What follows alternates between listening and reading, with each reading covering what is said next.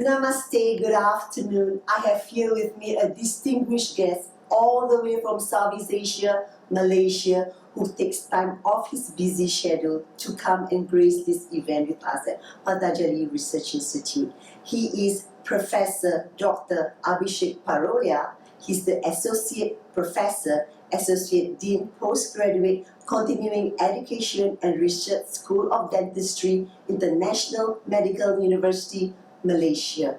Thank you for coming and joining our events. We are so grateful to having you over here, and that was an interesting talk that you had, like dentist. It was very interesting. We didn't know that dentistry can expand in such a big scope. So how do you find the conference so far? Oh, it has been amazing because it's like coming home.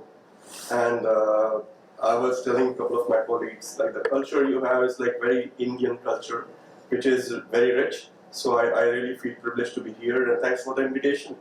And I'm really loving the conference. The speakers' quality is amazing, the food was amazing, and the aura of Swamiji and Acharya-ji, that was amazing as well, because it gives you so much of positivity. And I was very happy to see the lab, because the research, what is happening here, the quality of research, what is happening here is like literally international level. So I was really amazed to see all this.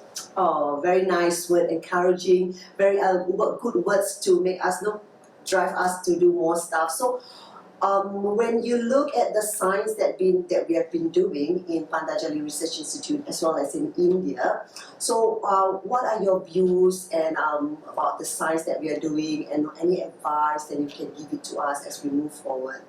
Yes, I can see in Patanjali, it's all about natural products, it's about Ayurveda, yoga. So, and they are doing a lot of research when it comes to systemic health. Definitely, they can do a lot more in oral health. I know they have some toothpaste or some mouthwashes maybe, but there's a lot of, I would say, horizon to cover in oral health. So I think if you can invest some time and some energy and some resources towards the oral health, or to how to improve the oral health, because as I mentioned in my lecture as well, everything goes through your oral cavity. So if your oral health is good, your systemic health is going to be good as well, or vice versa. So I think that would be very interesting to see. So the topic for this series is ethnopharmacology. It's about traditional medicine and modern science bringing together. How do you see ethno-medicine in the near future, and how can science support it as well? Yeah, because you see, I've been working with natural products for the last 19-20 years, and definitely we have synthetic molecules. It's easy to reproduce synthetic molecules, because the problem with the natural products is always you need to standardize, and you need to do a lot of testing before you actually can use it.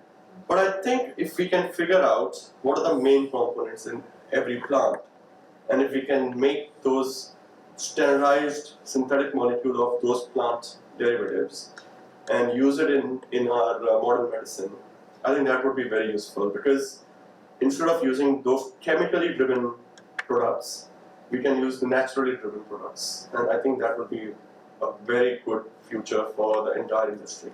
Oh, thank you so much, Professor, for coming and for saying good things, giving a good lecture, providing good words of encouragement to us. We hope to see you again. Thank you so much. Thank you so much for inviting me. Thank you so much. Namaste.